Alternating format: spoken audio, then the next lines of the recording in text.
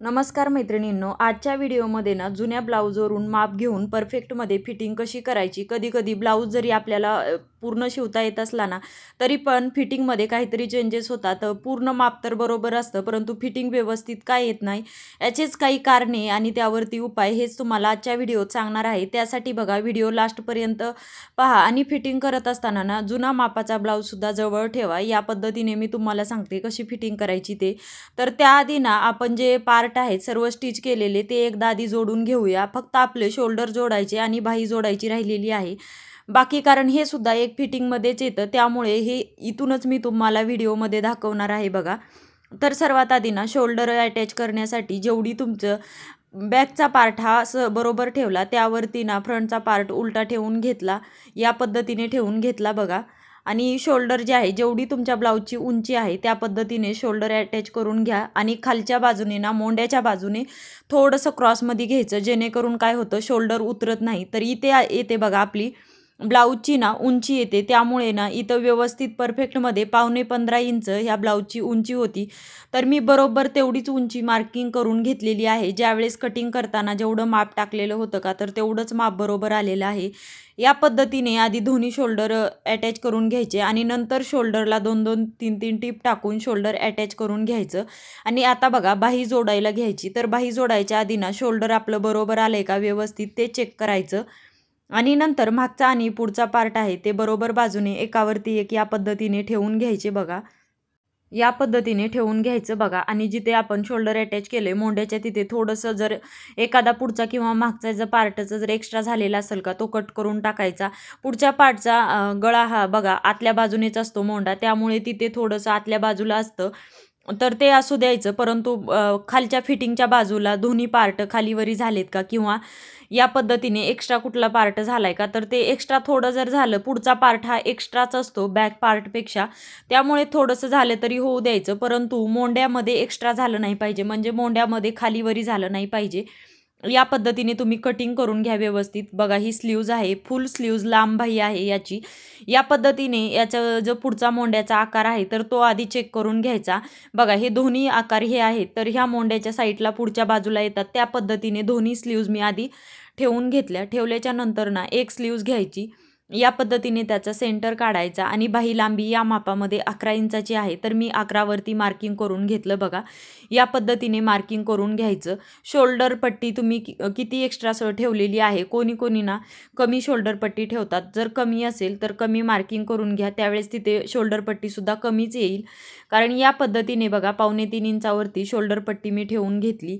आणि सेंटरमधनं बाही जोडायला घ्यायची कधीही, कारण काय होतं एका साईडने जर बाही जोडली कुठल्या साईडला वरतून मोंड्यापासून व्यवस्थित दिसत नाही, फिनिशिंगमध्ये स्लीव्ज बसली जात नाही, त्यामुळे सेंटरमधूनच कधीही बाही जोडायला घ्यायची.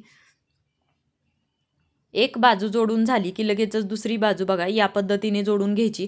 कुठलाच पार्ट खेचायचा नाही, फक्त ते एकावरती एक ठेवून घ्यायचे. जसा मोंड्याचा आकार आहे का, तर त्या पद्धतीने ठेवून घ्यायचं.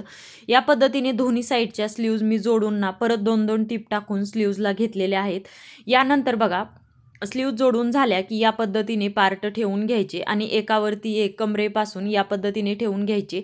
बरोबर बाजूवर ठेवून घ्यायची. आणि या पद्धतीने टीप जी आहे तर ती एकावर एक ठेवून बरोबर बाजूने आधी फिनिशिंगची एक टीप टाकून घ्यायची. या पद्धतीने एकावरती एक ठेवून घ्यायच्या पार्ट. आणि व्यवस्थित बघा अगदी हळुवारपणे, कुठेही एक्स्ट्रा घ्यायचं नाही. या पद्धतीने मी अगदी कडेने 1/2 इंच सोडून या पद्धतीने टीप टाकून घेतली. आणि जिथं दोरे वगैरे जे असतात का एक्स्ट्रा झालेले ते कट करून टाकायचे व्यवस्थित. जर एखादा पार्ट कमी जास्त झाला असेल मोंड्याच्या तिथे, जर स्लीव्जला कधी कधी स्लीव्ज कमी पडली ना, तर तो पार्ट मग आपल्याला तेवढा कमी करावा लागतो. स्लीव्ज ही अर्धा इंचापर्यंतच कमी पडली पाहिजे, त्यापेक्षा जास्त कमी नाही पडू द्यायची. या पद्धतीने दोन्ही साईडला मी कटिंग करून घेतलं.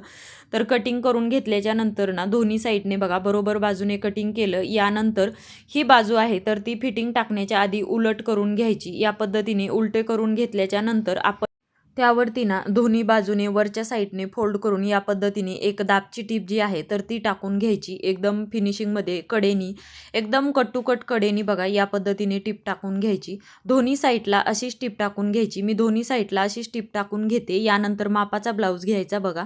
या पद्धतीने आधी कंबर मोजून घ्यायची. तर आपण जो स्टिच केलेला ब्लाऊज आहे दोन्ही साईडला टीप टाकल्याच्या नंतर आणि मापाचा ब्लाऊज या पद्धतीने जोडत जायचं बघा. कुठपर्यंत जोडला जातोय तर तेवढं.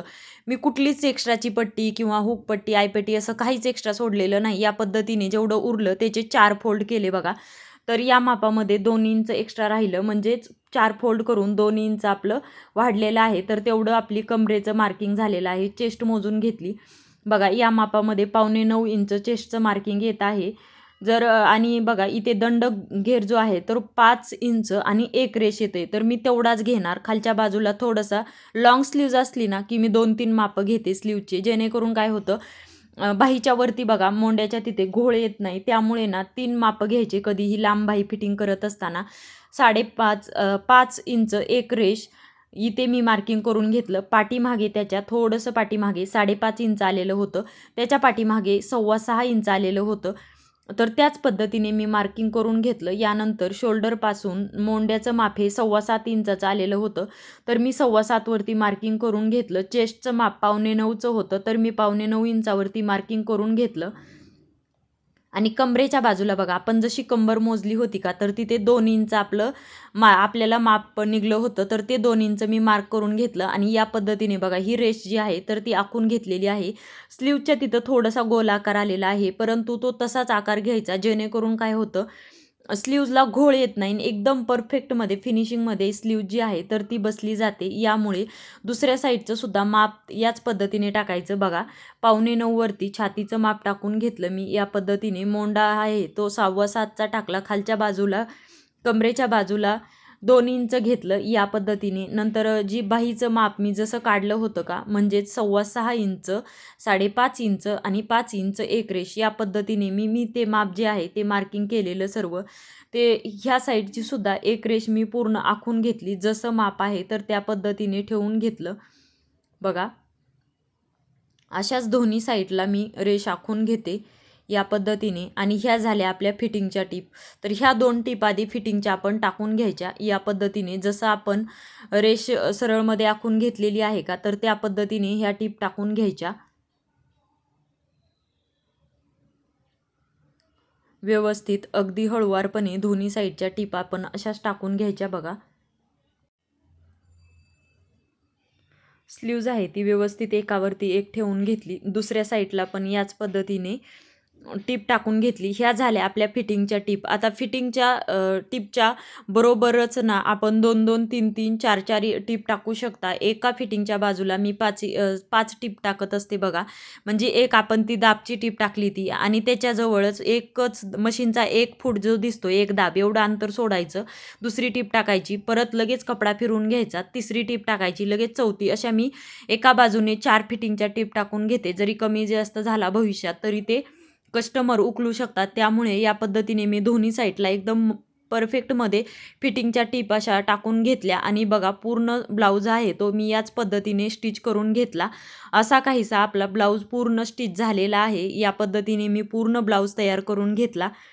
तर तुम्हाला आजचा ह्या टिप्स महत्त्वाच्या कशा वाटल्या, आजचा व्हिडिओ कसा वाटला नक्की कमेंट करून सांगा. व्हिडिओला लाईक करा, शेअर करा आणि हो सबस्क्राईब करायला विसरू नका. तर चला बाय, टेक केअर, धन्यवाद व्हिडिओ लास्टपर्यंत पाहिल्याबद्दल.